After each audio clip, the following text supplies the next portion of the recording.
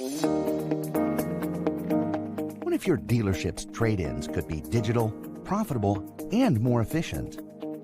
In collaboration with our partner dealers across Europe, AutoOne.com has developed the best tool for a quick and easy trade-in process, the new AutoOne Price Indicator.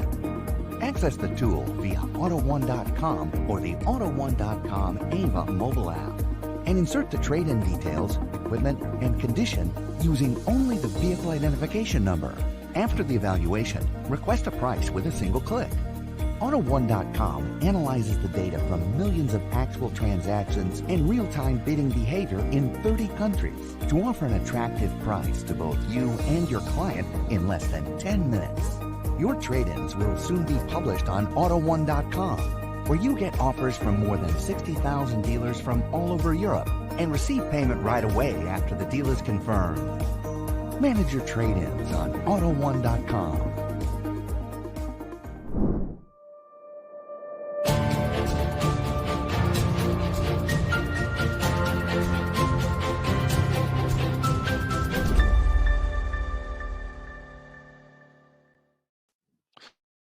Ladies and gentlemen, a warm welcome on this first episode of the Remarketing Expert activities of Fleet Europe today. My name is Johan, the Remarketing Expert of Nexus Communication, board a member of CARA and also a managing partner of 5S Consulting.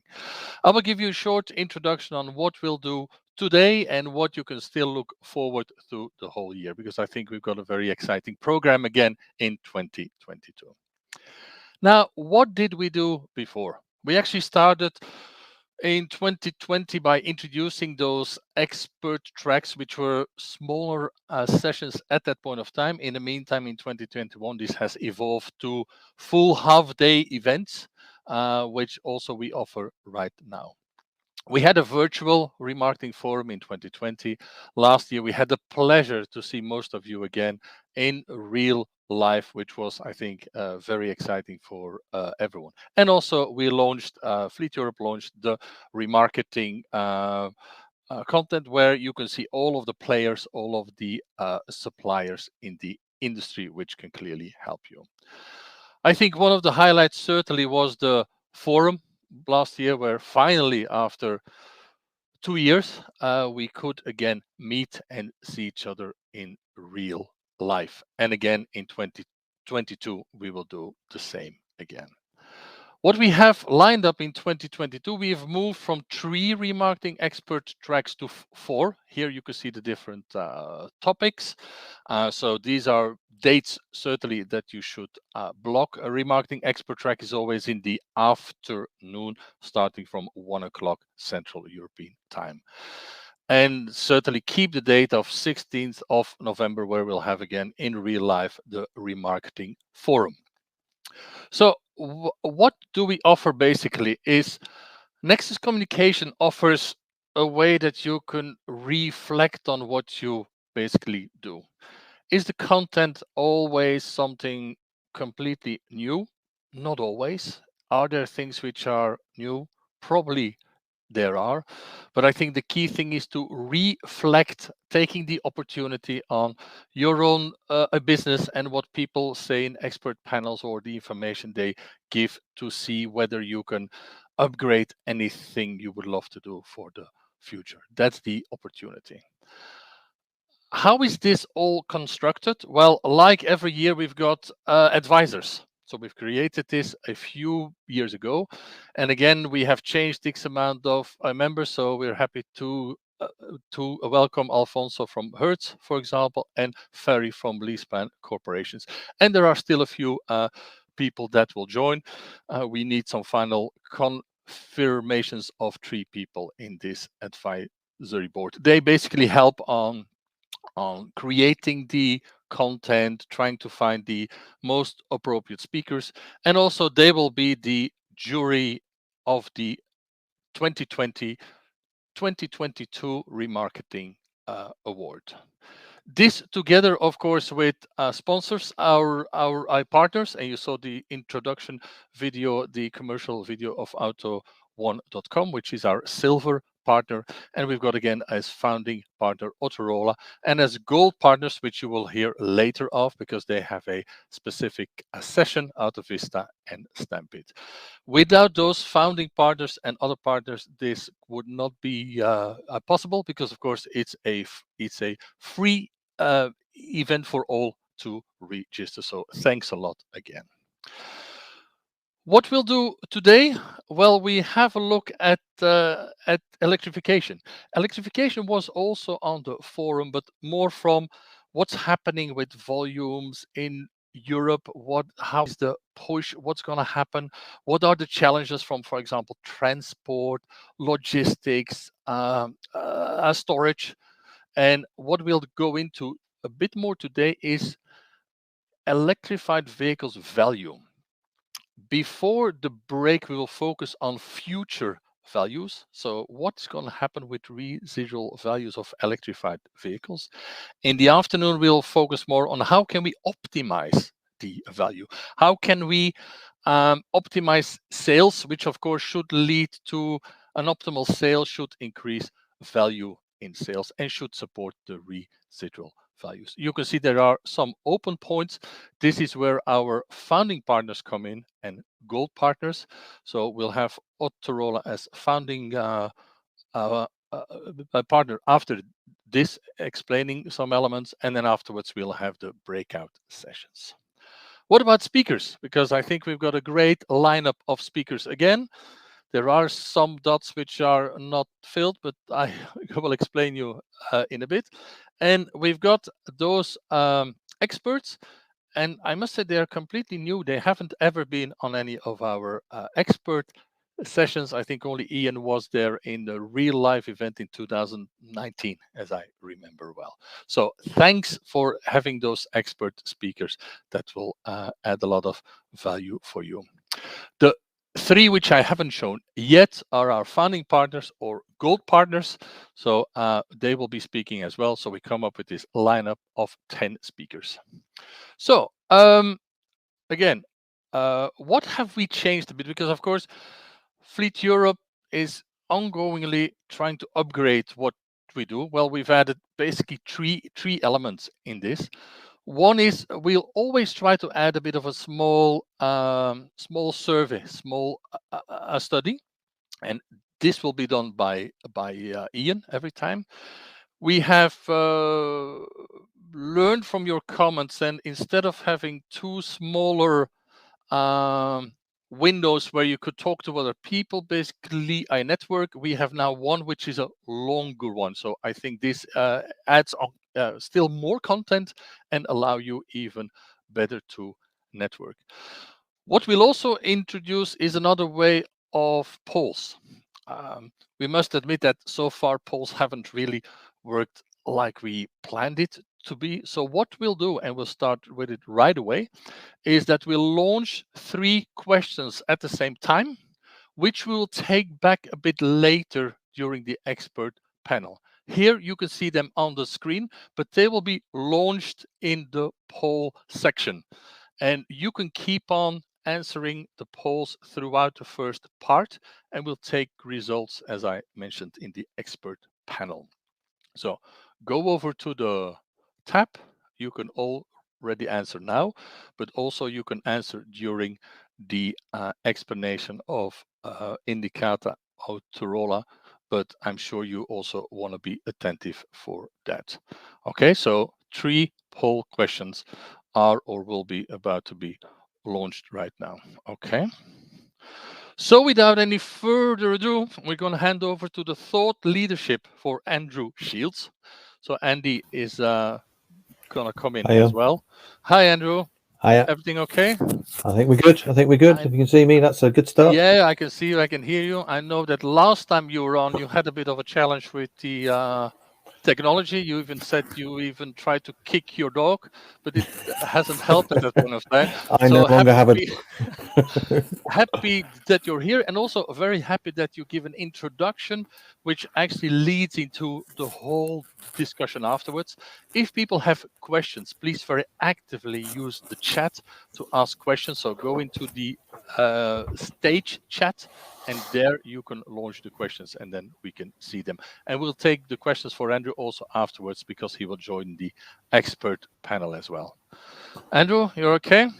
Good to go. If you see my face popping on the screen, it means you've got about 3 minutes again, so you can see that when I get back. So up to you to share, and okay, the screen is yours. Sharing my screen. If I perfect, yeah. If you do it in screen. the good. Okay. Is that okay? Thanks. Can you see that? Perfect. Perfect. Okay. All yours. Yeah, and thanks for the introduction. The subject of my presentation is focusing primarily on battery electric vehicles. If some of you had seen the presentation that we made back in the Brussels event, we showed a weakness in battery electric vehicles. And the question is, has that weakness stabilized? And what are the future drivers that should be considered in terms of looking at future residual values on battery electric vehicles? Just a reintroduction myself. My name's Andy Shields. I'm the business unit director of Indicator. What I'll be taking you through today is initially a run through about Indicator. Who are we? How we fit into our holding company, which is the Autoroller Group. We'll talk about what's happening with battery electric vehicle sales and residual values.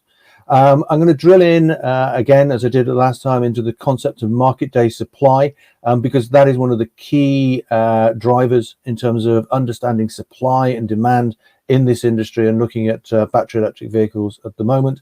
And then start asking some questions in terms of why the supply demand ratio on battery electric vehicles is changing and potentially will change going into the future.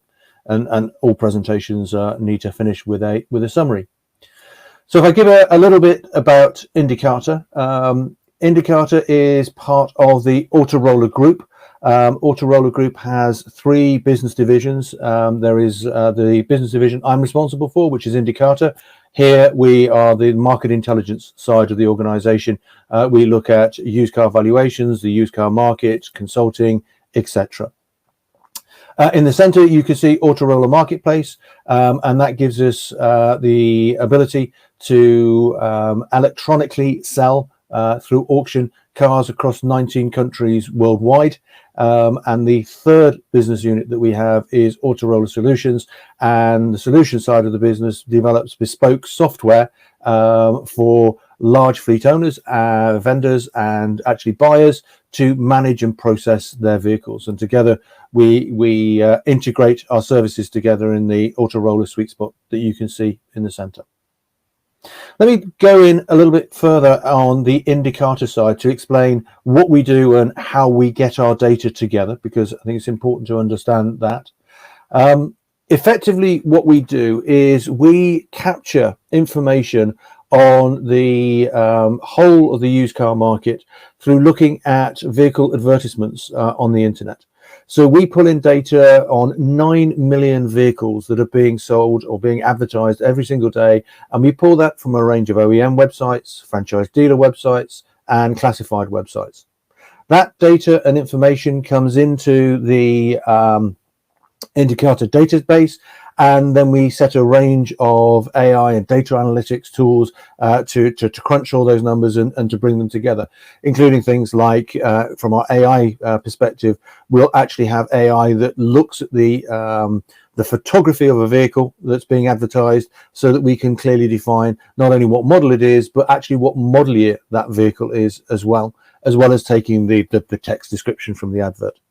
Once we've crunched all that information, we deliver that to our customers in a range of pricing and market analysis, which can be a report, software as a service tools, web services, specific data downloads for our customers, whatever they need to be. So that's what we do as Indicator.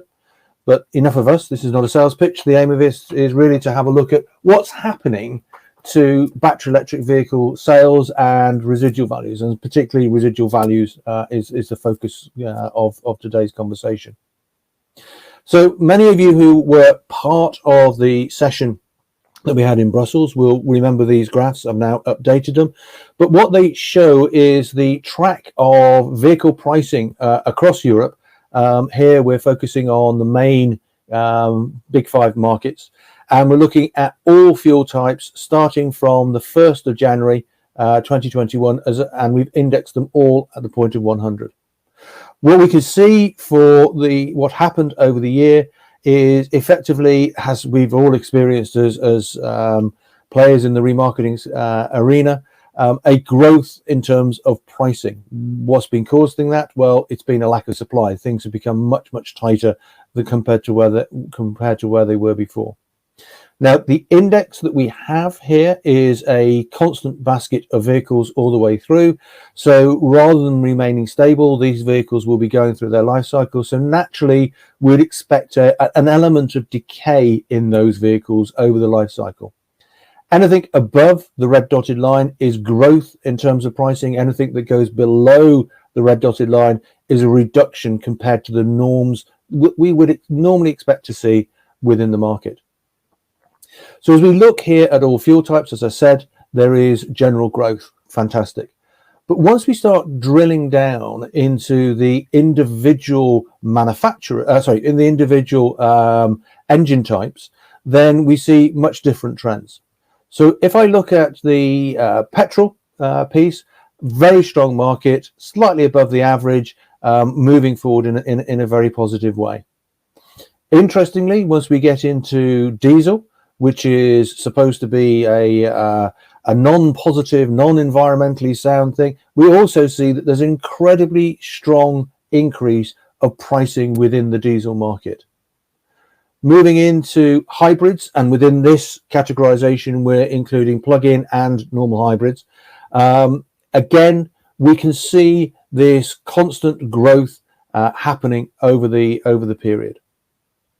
Now, it's when we move in to look at battery electric vehicles that we see a slightly different trend. When I presented to everybody back in November last year, we had basically seen and this is looking at the first half of the year, we'd seen a reduction in the pricing of the market. So effectively, battery electric vehicles were reducing.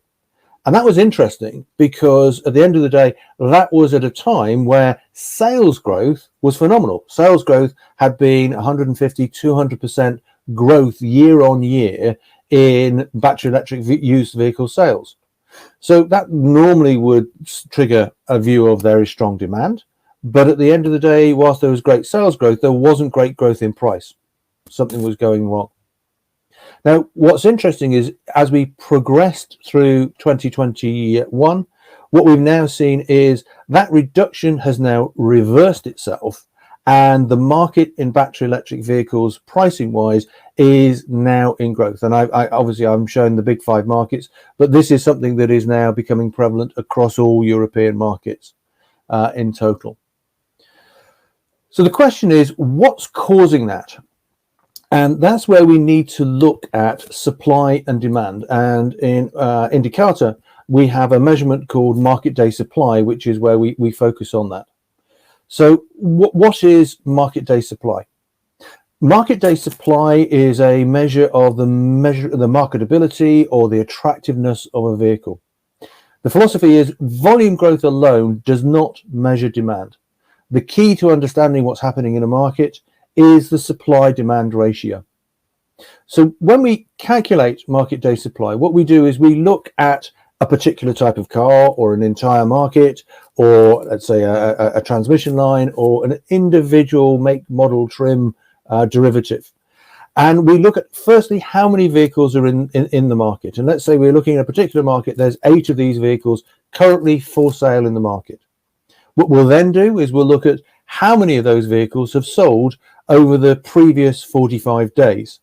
And therefore, we're getting a balancing act of supply, number of cars in the market, to demand, the sale rate that's in the market. And on this one, we're looking at effectively 8 cars have sold in the last 45 days. So in theory, it will take 45 days to clear the existing stock of 8 cars. Now, let's say the sales rate dropped and was lower than the overall supply side. What we'd see is then 4 cars here, and therefore it would take 4 cars selling as opposed to 8 cars selling in the last 45 days. So the market day supply doubles to 90 days. It would take 90 days to clear that stock. Again, if it reduces down to only 2 cars sold, then effectively we're looking at 180 days. That would double again the market day supply.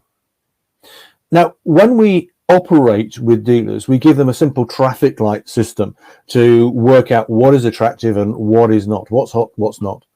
And any vehicle that is running with less than 60 days market day supply is good. It's fast moving stock. It will give a dealer good profits, high stock turn. It's a really in-demand car relative to the amount of supply that's out there. Anything between 160, 120, it's okay. The higher it gets, the less good it is. But if you buy it right, price it right, you should be okay. Anything over 120, well, avoid. This is not a car that as a dealer you should be buying. It's oversupplied within the market. So that's the concept of market day supply. So let's now have a look at how market day supply has progressed with the various powertrains that are there. Firstly, let's have a look at petrol vehicles over 2021. Petrol vehicles started a little bit high, mainly because of the number of lockdowns. We were in the early, in one of the COVID waves, and as a result, there was a lot of lockdown. Markets weren't open. But very quickly, as the markets opened over the year, we could see the market day supply of petrol vehicles drop significantly, i.e. they're in much more demand relative to their supply. And that has been the driver behind the price increases that we've all experienced and we all understand. Once we start looking at the electric side of the market, you can see that actually it's much more in an oversupply situation. So we peaked at 143, but we're still in the hundreds and the top level of that band, that orange band that I talked about before. And that was fundamentally the driver behind the pricing in the market not keeping up with either where it should be through natural life cycle, or indeed keeping up with the petrol market. Now, what's really interesting is the fact that since we then gone past November, the radical switchback in terms of the correction of that market. Effectively, battery electric vehicles have radically changed their position in terms of the supply demand, their market day supply. And so when we look at that, that's why effectively we're seeing this now change in direction in terms of pricing overall. Fine. So what's the actual driver behind that? Why has supply and demand changed in that way? And are there any lessons that we can learn from that once we get to thinking about the future of battery electric vehicles and their residual values? Well, the key thing to look at first is let's have a look at the new car supply side, or the new car sales side, running up to 2020. And we can see in terms of battery electric vehicles, a growth as stability got in. But then in once we hit 2020, there was a significant jump up in the proportion of battery electric vehicles that were being registered into the new car market. Why was that? Well, one of the key factors was 2020 was the first year of the EU's CAFE regulations kicking in and causing a lot of potential pain to the car manufacturers for the amount of emissions their cars produced. So let's have a look at how that works and what were the pressures. If I take the overall rules, basically the objective that the OEMs needed to get to was to bring the overall market CO2 emissions down to 95 grams per kilometre. And that's against the NEDC as opposed to current WLTP. Each manufacturer would be given an individual target depending on their starting point, and they were able to pull these together. But effectively, and there's a lot of 95s in this, if for every 1 gram per kilometre they were over their target, they would be charged 95 euros for every vehicle that they sold in total. So that means that a manufacturer, let's say, aiming for this 95 grams per kilometre target, actually missing it and only achieving 110 grams per kilometre would be 15 grams over their target. That would result in a €1,400 penalty for every single car registered. Now, put that in perspective, that means an OEM with 1 million registrations across Europe would be hit with a €1.4 billion fine. And Volkswagen Group is at 2.5 million cars. So you can see the sort of scale of the pain that a car manufacturer would feel if they miss their targets. Question, how hard do those targets to hit? Well, if we look at this graph, what we're seeing is what was the CO2 output of the various manufacturers. And we also see the targets that have been set by the European Union. And effectively in 2019, the manufacturers' cars registered produced 122.3 grams per kilometre, and the targets that were being enforced on them were 95 grams per kilometre. A really significant drop down compared to where their run rate was. And the OEMs were at big risk of some massive fines. But they had some support. What was that support? Was some transition support in terms of super credits. It basically said that actually they're not going to be hit in the first year with everything.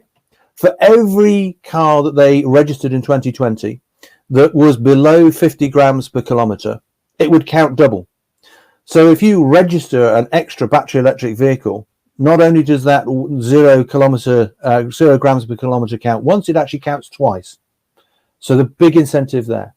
The second thing is that it was only going to be the worst, the least polluting 95% of cars registered.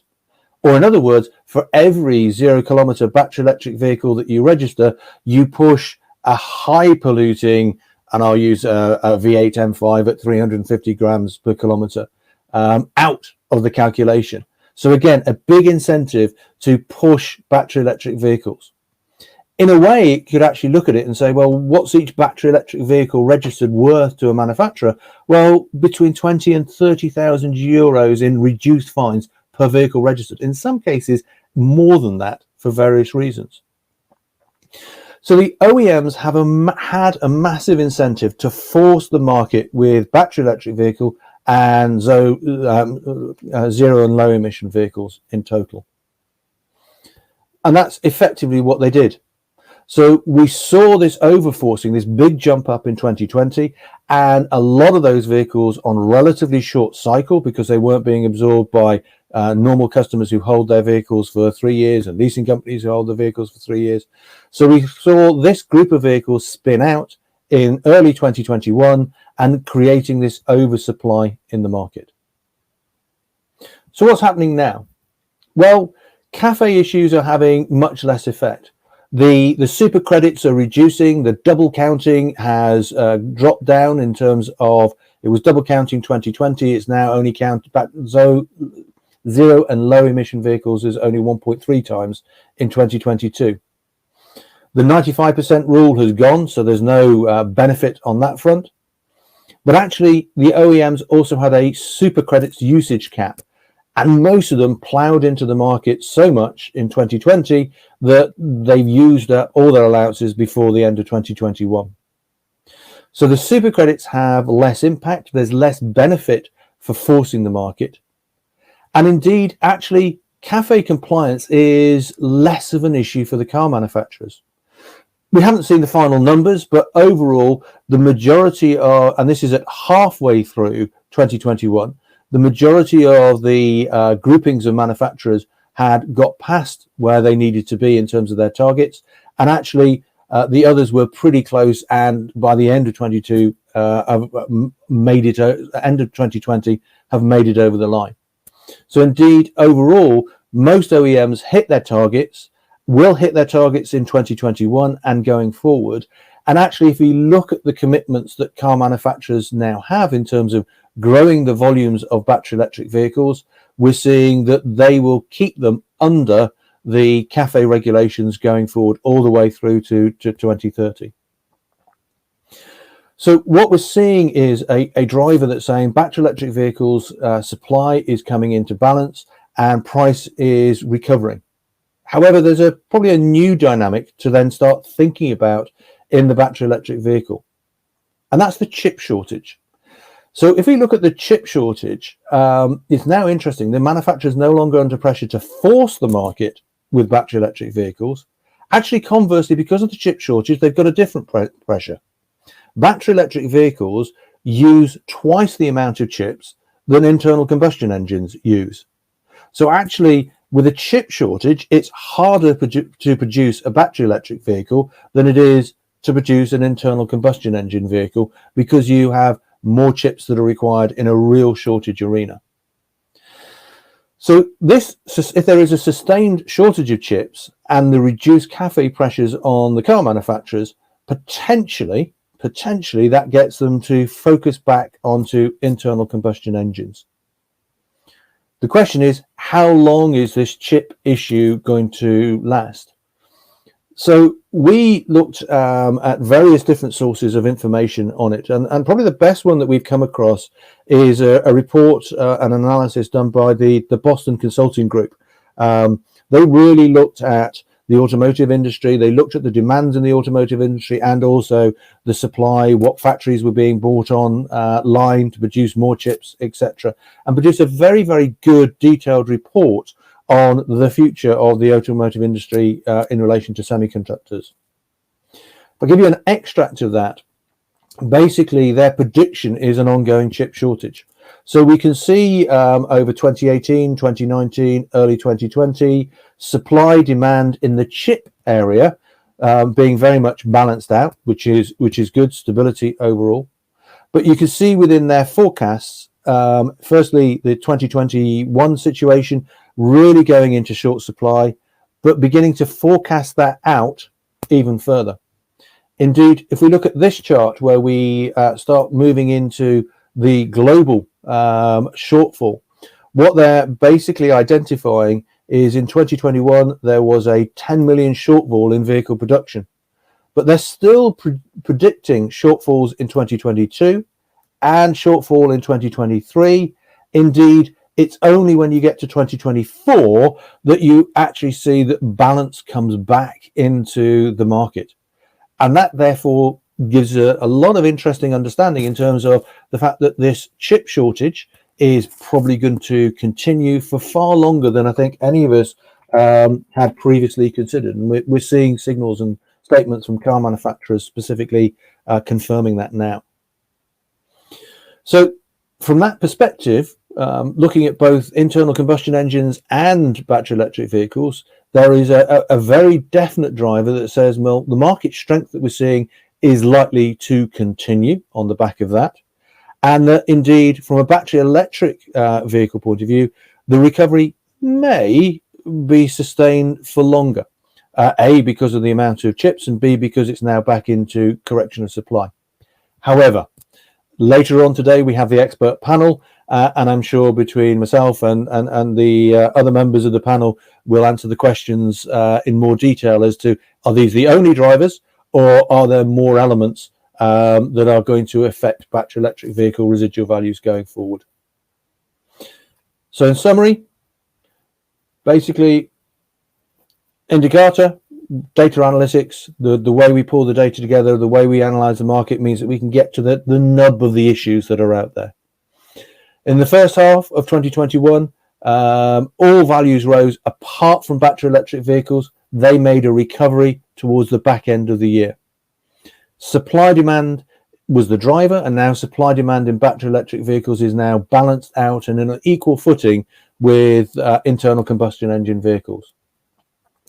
Driving factor has been the CAFE impact, the legislation, the taxation, the penalties that OEMs feel, but that in total is being reduced. And now probably the bigger near-term driver in the market is going to be the continuation of the chip shortage. Hopefully that gives you some insight in terms of the market dynamics and the pricing at the moment. Clearly, I'll be on the expert panel a bit later on and be able to answer some of the questions alongside some of the other knowledge and experts there. Thank you, Andy. Yeah, I think very good insight there. Kind clearly, well, I've made a few notes that we can take up again in the expert panel, like the excess supply that has changed, that compliances might not longer be an issue, so that might change it back to ICE vehicles. And then that the short of supply seems to continue a bit longer than a lot of people expected. Some people expected end of 22, maybe new car supply would improve, and then used cars supply 2023. But this forecast looks a bit different. But we'll take this back with the expert panel. Thanks very much. You're very welcome. Andy, see you later. So now, and I must actually say, normally everything runs smoothly, but I actually forgot myself to share my screen. So sorry for that, but some of the slides will come back later. So what I'm now happy to invite, because how can we talk about electrification without talking about Norway? So we should have Geir coming in. Geir, welcome. Thank you, Johan. You okay? You hear me good? Yeah, I hear you perfectly. Perfect. So I've just added 2 slides here, just to paint a bit the a picture here, and then afterwards we'll go into that. Is first of all, if we see the electric vehicles, the pure electric vehicles grow to 10% last year, 2021 in Europe. This is actually a PC, not including light commercial vehicles. We've seen gradually from 16 to 21, diesel going down from 49% to 22, which then led to the fact that up to 2019, petrol went up, now comes slightly down because of the increase of PHEV and electric. So that's the move in Europe. Now, if you look into the top 5 countries from a percentage point of view on total sales, so not even talking in private or in fleet, we see, of course, Norway leading by far with 65%, and then Iceland, and then we see other players as well. Germany has recently, I think, come in this top 5 because of their incentives the last time. So, Geir, maybe for the audience, can you paint a picture in general of the evolution over the last years, maybe, and what are the challenges a bit for new and basically used in current time? Yeah, Johan, let me try to give you some, update from the Norwegian market space on the battery electric. It's seen from a OEM perspective and also from the dealer market. We can say it's been a great success. Starting out in 2011 with introducing the Nissan Leaf and the different models that was available at that time. The sales numbers were pretty low, and there was a lot of uncertainty in the market and a lot of speculation about the whole technology, the battery, how this will work, and especially given the situation with the Nordics, where we have a strong winter with minus degrees, and being in, there was no one to lean to, no empirical data to find, so we just had to go in there with more or less some high risk. And what we have seen since 11 is that all the predictions, I mean, at least most of the prediction that was set out from the market and journalists and also some of the users starting to be the very early adopters, has shown that it really was not a problem. It was just a lot of benefit from also not only private economy, but also in terms of environmental effect on the battery electric coming into to the streets. Also, since we have this situation with the winters, we have the tires with this nail system into, and that also creates a lot of dust. So we also saw that, introducing the battery electric cars and the level of dust that was reduced, of course, helping a lot of people. And yeah, and I think given that the change, was successfully done, and I mean the bill was taken by the Norwegian government at that time, Yeah. so we had very strong incentives to make it happen, both financially and of course also then by road tax and parking and free ferries and all the things that supported the initiative. So more or less today, where we see a new sales record for electric vehicles in 2021,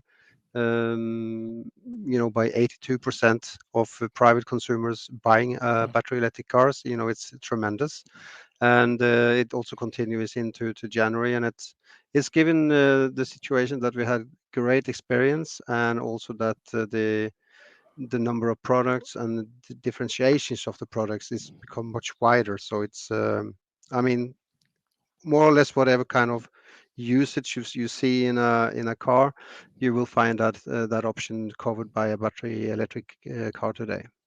But and actually then if because as you say, as from 2011, 12, 13, people, uh, private people or fleets, they had the same concerns probably that we all have maybe in other countries, or that say certainly private consumers have, like battery degradation, range, all of those aspects.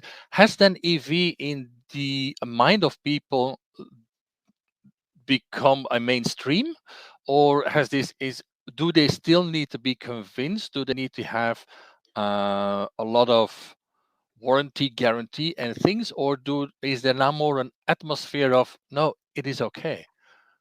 So has the perception changed actually of people? Yes, the conception has really changed. So Okay. today, when you as a consumer go to the dealership or to the website to find your next car, I mean, everybody would put a battery electric vehicle as a first choice, and mainly due to the user experience and the positivity among the audience, who has, shared their experience. And I mean, if you Mhm. first had, and for many now, we are talking about a second and a third generation product that they want to buy, and that you don't go back to a combustion or an ICE model again.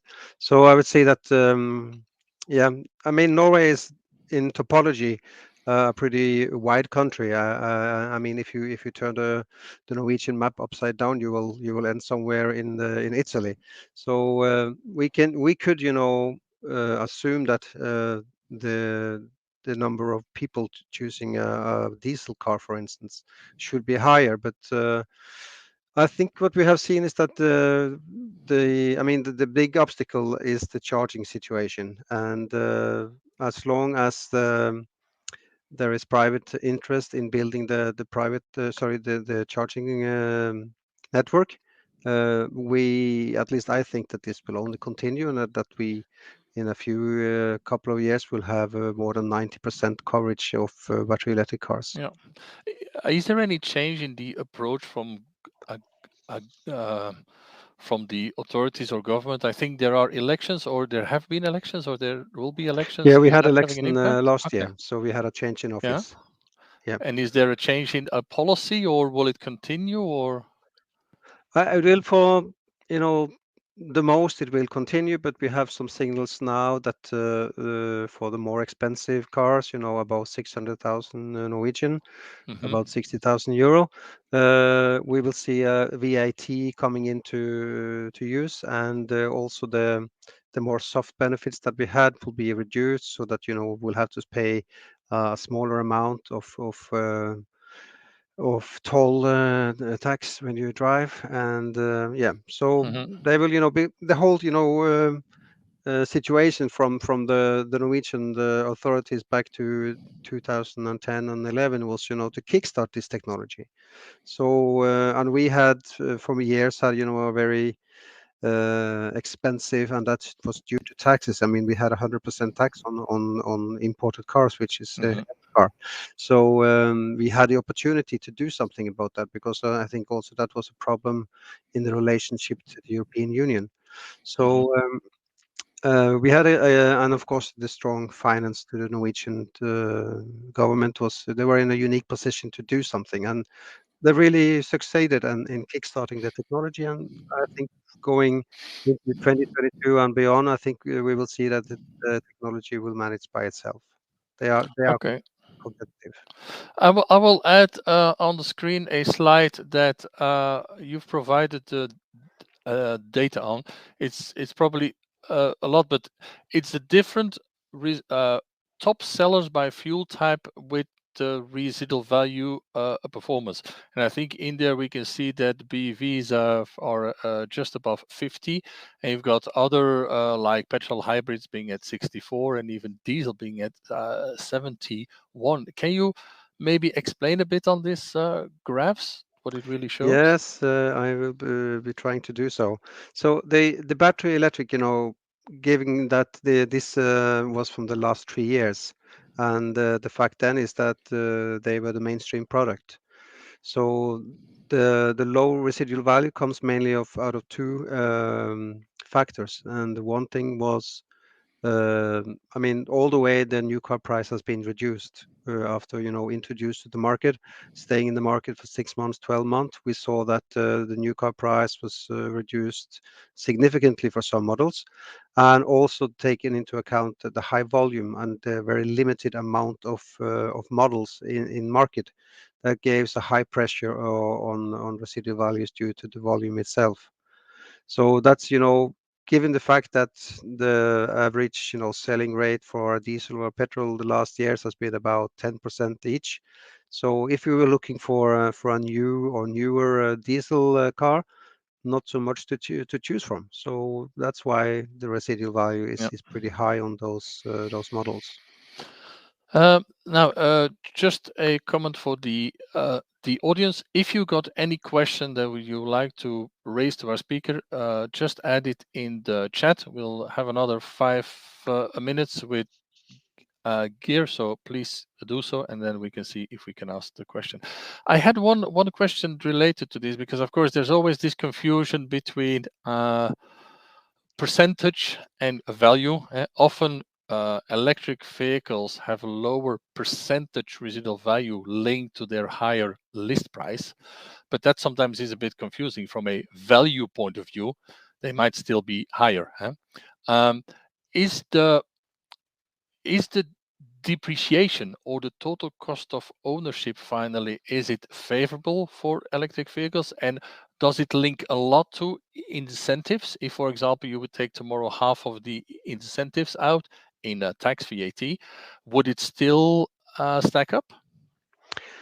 Uh, Not as much. I mean, of course, if you will reduce the incentives, I mean, the car will be more expensive, and most likely it will not Hmm. be followed by the price of the second-hand car. Okay. So yeah, I think we will see that taking away the incentives, we will see a different situation. But then again, I think that the battery electric rumor and experience given from so many users the last years, um, I think combustion engines would anyway have a problem competing with the battery electric cars. But what we are, just to add some of you, maybe going into a more mature stadium of our development, we see that I know there is constantly done tests on range, and I mean the W VLTP standard is given by an optimal temperature situation. I think it's about 23 degrees, and that is something that we are seeing today a bit, misleading in terms of how the consumer should use range as a important parameter to choose their vehicle. And because for 6 months of the year we are below zero, and we then see, a pretty strong reduction in range for most, I mean, all of the product, but they vary between 40-15% up to 30% reduction in range. So we are discussing now if Mhm. we really need also a standard for like -5 degrees, how would the range been seen if the VLTP test was done under -5 degree conditions? Okay, great. What I've seen in some data that we will share later also with the experts is like plug-in hybrid electric vehicle versus pure EV is almost 50-50 mix if it is into fleets. If we go to private consumers, it's basically all electric vehicles. What's the reason why fleets choose both actually in an equal manner? Is it because of range? Yeah, I don't know if it's due to range, but I think I mean we did a lot of studies for OEMs at an early stage for residual values because everybody was, what can we expect? And I think the leasing companies has been avoiding this risk to some extent that they did not want to put on too much risk. And also there has been, issues with the taxing system about how the tax will be treated buying electrical car, buying a chargeable electric car. Sorry, a chargeable Benz petrol and diesel car. Oh, no. Okay. Good. Well, Geir, thanks a lot for your contribution. We had to have, and I think it's very interesting to have you in order to see how in a normal market where it has become almost standard, how this has evolved and how it works. So thanks very much for your contribution. And I'm sure if people need to know more, they will be able to find you somewhere, certainly. Okay, Geir, thanks a lot for being there. Thank you. And I'm going to go over to the expert panel in a second. Thanks, Geir. Okay, I'm now going to invite the expert panel members to get on screen as well, because now we're going to go over that aspect and hear their views, because there were some very interesting insights that came now. So now all the hope is on Dr. Christoph Engelskirchen, Matthew Freeman, Rick Zielman, and Andrew Shields again. The hopes are on you to finally explain and give them a good outlook. Is that fair to say? We'll try. I know it will be a challenge. I think it's a challenge for everyone, or it certainly has been. Now, one of the questions that I would like to start, and please attendees on the add in your questions as you feel. One of the key questions I think, which is a good one to start with, is it even possible to forecast residual values now? Because we all know it is critical for the industry. It's critical for correct pricing. There are so many external factors. So how has this worked for now? And let me start with Matthew, just to pick, and others then can come in as well. Oh, good. Thank you, Johan. It's great of you to choose me first. We have to be able to give a view. I mean, that's what we do. It's our business to have a view of the marketplace and to have some understanding of to build an understanding of what's happening. It is a challenging time to be doing this. We are living through unprecedented is an overused word at the moment, but that's the word everyone uses. It's very difficult. It's very challenging. But at the same time, we do know that we're dealing with some known quantities. We know what consumers' activities are. We have an understanding of the legislation and the regulations that we have in place and are coming in place. So we have a number of fixed points that we can tack to and we can work with. But yes, I will agree with you. It's very challenging to do this. But we have to give a view, and a view is what we give. I mean, I don't know what my colleagues would say to that. Yeah, I think if I can come in, thanks for starting, Matt. I think forecasting is becoming difficult whenever there are disruptors and things happening that are disrupting supply and demand as much as we are seeing at the moment. No one could have anticipated how long COVID-19 would run. that the chip crisis would be going on more and more. But even the pandemic in itself, right? And we can forecast the impact of economic crises on residual values. We have a lot of data on that, but the pandemic, for example, didn't have so much impact on economies because there was so strong, monetary and fiscal intervention happening, which was, again, of course, good. But anticipating that is difficult. But providing transparency on not just the forecast, but why you're coming to that conclusion, why you're forecasting the way you do. I think that's the way forward. And what we always do is we always are very transparent of what we forecasted in the past and what we are forecasting now, and help bridge that gap. And I think that's the value in forecasting at this time. Okay, thanks. What about the situation in Holland, Rick? Yes, I don't know if I can say Holland, or is it the Netherlands? I probably need to say the Netherlands. Netherlands. Yeah, I know. The Netherlands. Holland is actually only 2 provinces of the Netherlands.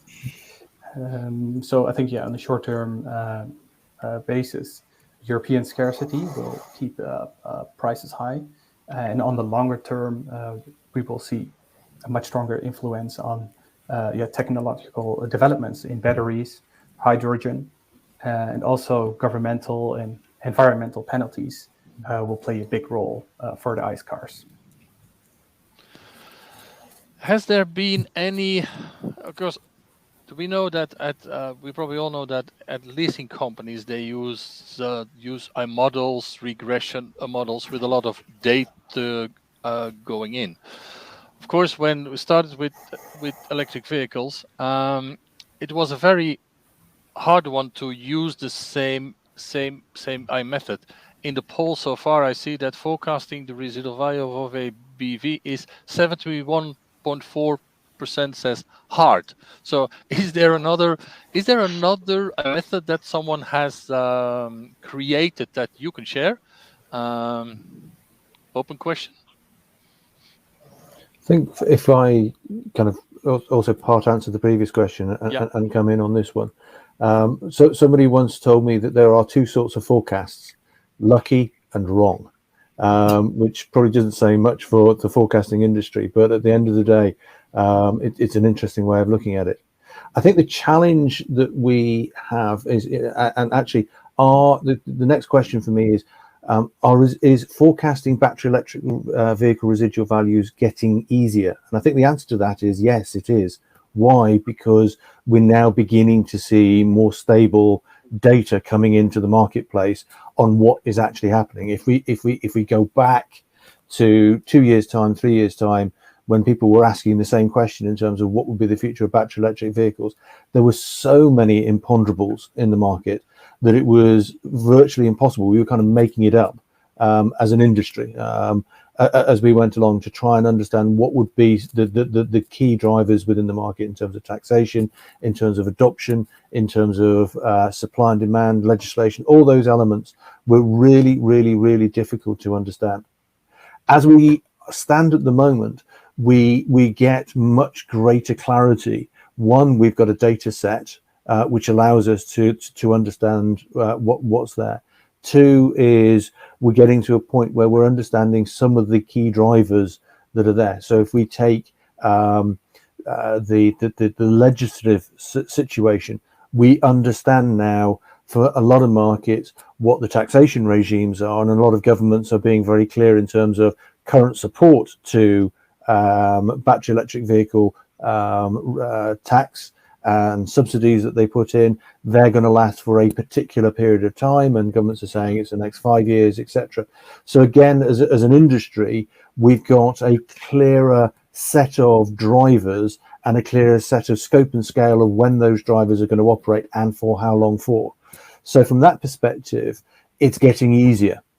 It's still not a perfect environment, and I think we're at a point where we still, all of us, need to keep looking and looking and looking, because at the end of the day, it is certainly harder to forecast battery electric vehicle residual values compared to internal combustion ones were historically. But as I said, I think it is getting easier, because the key driving steep factors, social, technological, environmental, economic, political, are becoming more known about, and therefore we are in a better place to share those with everybody, and for everybody to pick those up. Okay. Maybe Christoph. Yeah, I'm coming to you also, but well, I was planning to come to you now, so you can react to what has been said before, but also to take maybe the question from Alin. What's the effect of the current energy crisis on the cost of basically running a BEV? You've got a very extensive, like also Matt has in UK, a total cost of ownership a database, and there you will probably see some changes. Is that only affecting BEVs, or has fuel prices also done the same thing for ICE vehicles? Yeah, so I mean, I think that is exactly what you just said. So we see rising energy prices, but we also see rising oil prices, right? Because they're often quite connected. So the relative advantage stays intact. Yeah. So service maintenance service maintenance costs for a new battery electric vehicle is highly attractive. Yeah. And if you can get that clarity, for example, also in how leasing companies are giving you quotes for this share of the leasing rate, right? So they are being attractively priced from a service and maintenance perspective. Yeah, and I just wanted to add a bit more context to the question: how difficult is it or is it impossible to forecast BEVs, and how difficult is it? And we have to realize that we're at a tipping point now, right? So what all the players also listening to us now are concerned with is electric vehicle forecasting. So everyone that puts them in a contract, in a PCP leasing contract, they are setting residual values. They are making a bet on the future.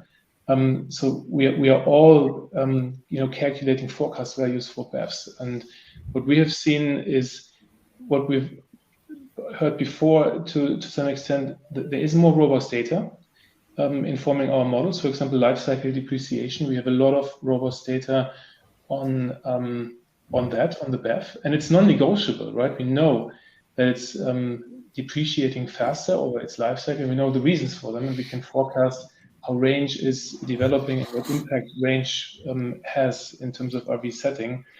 And with that additional data, we can also now start to do some back testing, right? So we can calculate what is the value of a kilometer of range, yeah, in terms of residual value. How is that correlating with remarketing performance? So we are at a point where the data we observe is so much more relevant, yeah, to feed into databases and into algorithms, that it becomes much easier to forecast the BEV in a stable market environment. And the second part of that answer is, so how is the macroeconomic development for ICE and BEV?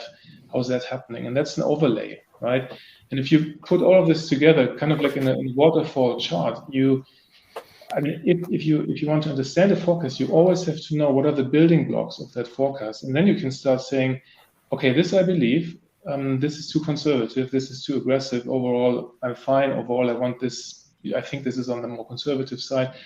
So I think that's the value in forecasting, providing transparency on the building blocks of the individual forecast, and not just shooting a number out there and say that's it. Yeah.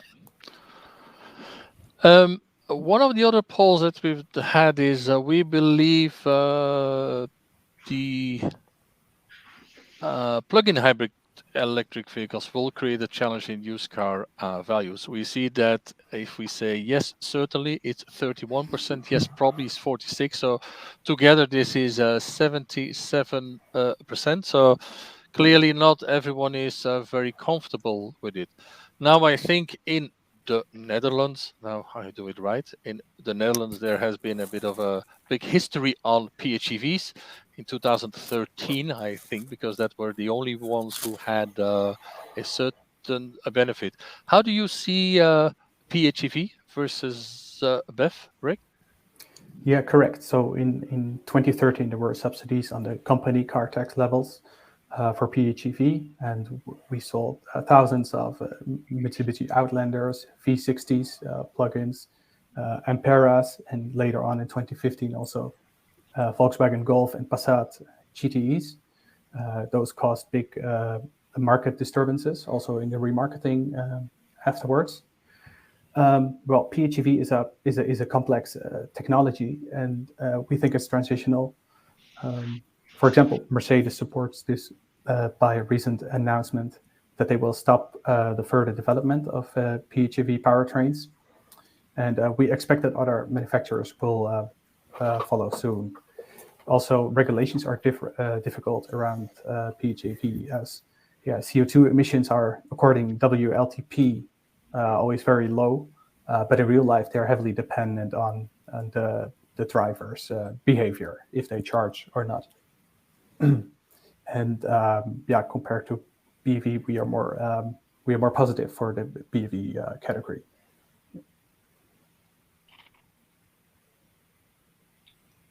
Johan, You're muted, Johan.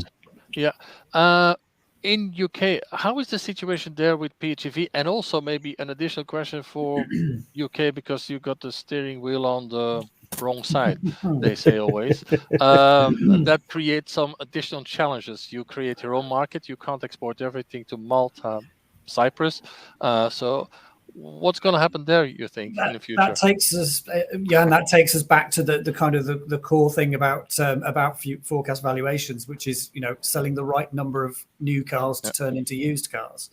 And if it doesn't matter what powertrain is in them, if we've got too many of the wrong thing in the used market, then the values are going to come down. And as you're absolutely right, we have an added problem in the UK in that very few of our vehicles can be exported because there aren't that many other right-hand drive markets. One of the challenges also in the UK is, of course, that the government here has committed to phasing out ICE in 2030 and non-BEV in 2035. So the question is there really much point in continuing with PHEV for just those 5 years? I suspect, from the manufacturer side, as Rick has said, the decisions are already starting to be made about where those investments are going to go.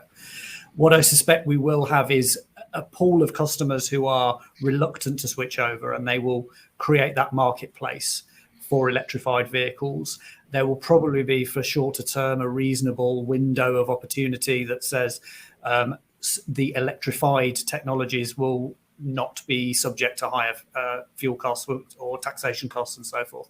But that window will probably close in order to push everyone else towards BEV. So I think we're probably going to be in a position where it is going to be a bit of a challenge for us as we get towards that 2035. Okay. Andy, you've got the same view. I you're think in the same country, so I mean, in the same country. I think on a European basis and try to avoid thinking too much about the UK at times. But I think for me the interesting thing has been looking at if you go back to the graphs that I showed before, PHEV was quite stable in terms of its price. When I say stable, it came up in pricing in line with the internal combustion engines. Not quite as strong, but it was certainly there. If you actually look at things like the CAFE regulations and the push that happened there, actually you've got this same huge growth in PHEV as you did in battery electric vehicles. That because effectively under the CAFE regulations, PHEV was still in a zero to low emission sector, and still it was very effective. So why the difference? And I think that probably the difference in that is the acceptability from a customer's perspective. I can become environmental if I go PHEV, get myself my ultra low emissions, but I don't have range anxiety that goes with it. And I think we've seen that as probably the driver behind the fact that the market wasn't overly flooded with PHEVs, and the consumer was prepared to take on that overall demand. Whereas in the battery electric vehicle, it was over flooded, and the consumer wasn't quite ready to take that demand. So I think the interesting thing for me is definitely, and I agree with Matt, that in the near term, PHEV is going to be very much part of the mix. It's going to be the manufacturers have already committed their production, their future plans, etc. And PHEV for the next few years is integral within that. As we know, when we get to 2030 and beyond, some countries have committed to zero in terms of battery internal combustion engines. Some have committed to having a mix of PHEV within that. So overall, I think PHEV is going to be there, but I think it's shown to be more stable because it's got early adoption. It's less of an early adopter curve that battery electric vehicles are. Consumers are more comfortable with it overall. Yeah, I would like to show another slide a bit, maybe big on screen, and I'm not sure if this has an effect on used car or how to handle used cars in a country. If we see in Norway, it's basically both in private and in the true fleets, electric vehicles or electrified vehicles with PHEV in blue and full electric in green is both. If we then see, for example, Belgium is a complete other aspect. Of course, it's lower, but it's almost only in fleet that they are pushing. It's basically on a benefiting kind, a write down allowances. They really push. I've also ordered an EV because otherwise I can't actually deduct expenses anymore as a company. And in France currently it's a bit in between. Germany, I think, is also a lot of push into the channel of a private more.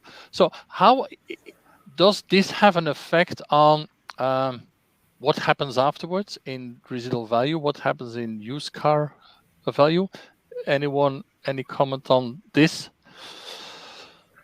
Yeah, I mean, maybe it's interesting to see these differences on one slide because it's basically what the governments want. Yeah, is going to happen. I mean, I'm not sure if they know that they want this to happen, but it's probably easy to forecast that this will happen if you look at the different incentive schemes that are in place. In terms of what's the effect of this on used car markets? I mean, we know that for fleet business, it's very clear that holding periods are, somewhere between 1 and 4 years, right? Depending on what particular channel. I mean, for true fleets, it's more 3 to 4 years. So that effect will take a little bit, more time, 3 to 4 years. For private, there used to be the rule that private individuals keep those cars longer, right? So maybe holding them for 7, 8, 9 years. So in the past, that would have been good news. I think for FEV and BEV, the truth is very different because also private customers are looking into shorter holding periods because why would they want to take the asset risk? Yeah.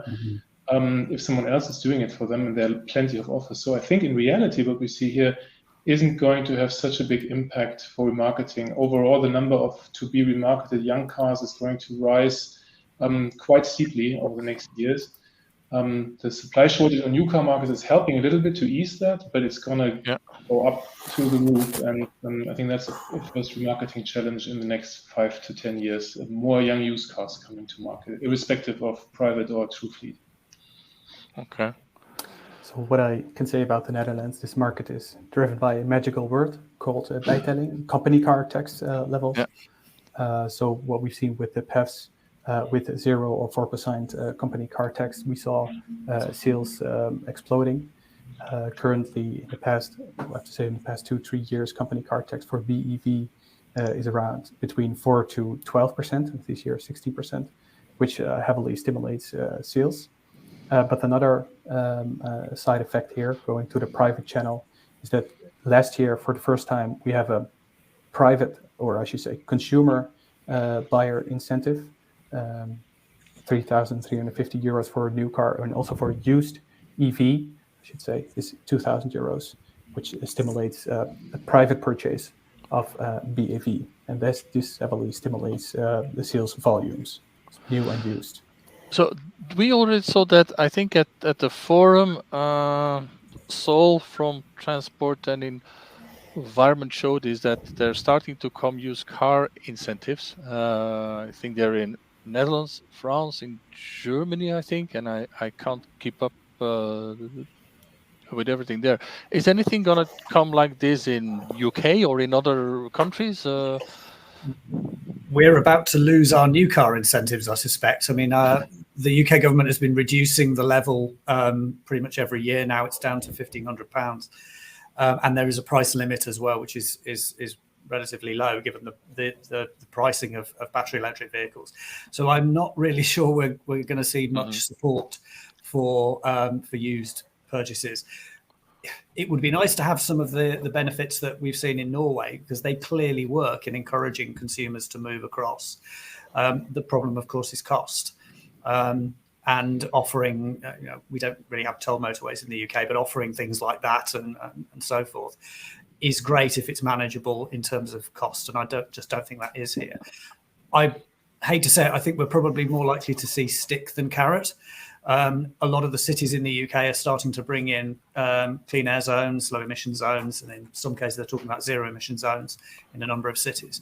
That then becomes an issue, include also on some highways around, can we push people into including used buyers, into an electric car by making life a little bit too difficult, too complicated. So the cynic in me sees us probably going down that path here. I think that from my side, looking at the chart you put up before, I think that really exemplifies some of the challenges that forecasters will have, and also exemplifies some of the issues that remarketeers will have. Effectively, what you showed before was the fact the influence of local taxation regimes on the uptake of the new car registrations in battery electric vehicles relative to internal combustion engine. Interestingly, you split it down into channel, but at the end of the day, clearly these incentives will have a difference, and each country has its own set of incentives. Each country has its own impact as a result of that. And if I kind of jump back into the just the land of internal combustion engine, yes, we've got certain markets with BPM and etc. In terms of registration taxes, but actually once you get into every country having a specific taxation regime that is different on battery electric vehicle and low emission vehicles to incentivize them, then means that you can look at that country's taxation regime, and we're just about to be launching our residual value forecasting product shortly, but we're looking at individual country taxation regimes, but we're also looking in a lot of detail at the counterbalance of cross-border arbitrage. Example, looking at the pricing of Denmark, for example, it's our organization's home country, has traditionally been a feed out country because of its high taxation, but pre-tax very low pricing. But interestingly, if you then take battery electric vehicle pricing, the German market is in the reverse. I mean, it's now pushing cars into the Danish market as opposed to taking cars out of it, and it's that is then actually stabilizing influencing battery electric vehicle pricing in the Danish market because of the excess supply that's being pushed into it from the German market. So it really starts becoming quite a complicated series of movements. And in terms of forecasting residual values and setting residual values, there is a need to look at the country that you're forecasting in, that country's taxation regime, going back to my supply demand ratio, what that looks like. But actually, you also have to think about what is the kind of soak temperature of residual values across the whole of Europe and what that environment looks like. And from a remarketeer's point of view, really start focusing more and more and more on making sure that your remarketing channels are very much biased towards a cross-border sales opportunity, because as you go in, if your market is oversupplied with battery electric vehicles, the only route you're going to have to go is to push them out into other markets, and therefore you need to make sure your remarketing channels are mapping closely with where you're forecasting the pressure points on your residual values in total. So yeah, indeed, I think Cross-border, I agree, is key. Of course, IMET doesn't have that opportunity in UK, which is a challenge. Maybe I would like to take a question from Thomas, which I think is quite interesting, because I'm not sure if you got a view that within leasing companies, RV forecasting, EVs are a bit more standardized in the way they set RVs. But indeed, are there segments within the EVs, maybe based on range, maybe based on whatever, or loading or whatever have you, that should be split almost? That, for example, even in the same model, there's different RV forecast because of those, because of range, because of some specific features. Not sure who's has a view on that. Maybe I can give it a go. I think there is of course a risk that the cost for the battery, the cost for the electric powertrain, they add a lot of costs, right, to the car. So the smaller the car becomes, the greater the question whether people are able to cover up the money on new car and used car markets. I mean, we see how diesel is phasing out of small car segments.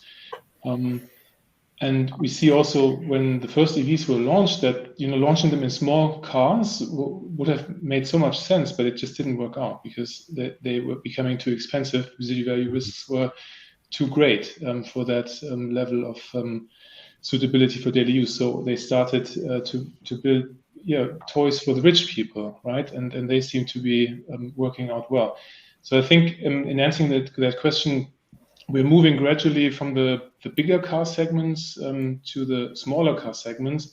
And as long as that is being done, I don't think there is a particularly higher risk, if we see C-SUV BEVs than, for example, a D-SUV BEV. So I think that's working out well that way. And in terms of range, at the moment, all the BEVs that are in the market haven't reached the sweet spot of range, right? So range is an important decision-making criterion. When Gia talked earlier with you, he made that point as well. What about the temperature? How does this impact? Yeah. I think if we are reaching real mileages of 500 to 1,000 kilometers in that area, we wouldn't be worry too much about differences in RVs. But as long as real driving ranges are under 500, people are constantly questioning, is that good value for money? Should I opt for something different? Is this suitable for my daily use? Is the infrastructure ready? No, it's not. So as long as we're in that area, range is just a very important criterion for RV setting and remarketing. So we as Autotelex in the Netherlands, we see a few factors like charging networks from brands, over-the-air updates, and energy consumption as the main differentiator in RV perception between the OEM brands. A charging network takes away range anxiety for a certain buyer group. Over-the-air updates enables new functionalities during a vehicle life, so that it kind of rejuvenates the vehicle during the duration that it is being possessed. And energy consumption is really important. And on these topics, we see Tesla as one of the main manufacturers still, followed by Polestar, and this reflects in their residual values in the Netherlands. Okay. Any final comment on, and I think just one sentence, so it's really just one half a minute even, on what would be your advice for all OEMs or lease companies on what would help residual value, not forecasting, but value, how to optimize value in, let's say, 2027. Andy, one statement. Effectively, if it's not forecasting, it's got to be remarketing. Okay. It's making sure that you have, as I said before, huge imbalances are going to be occurring as a result of different taxation regimes. Cross-border is going to become greater and greater. So if anything, I would focus on ensuring that you've got as broad a focus of cross-border remarketing capability as you can do. and you've got systems and data that if you are a remarketeer, that you can identify who are the buyers of the cars, in what market, down to dealer by dealer by dealer level, to actually be able to say, if I've got this car, where am I going to sell it? Who's going to be the dealer that buys it? Because I have to find that dealer and sell them that car. Matt, can you do it shorter?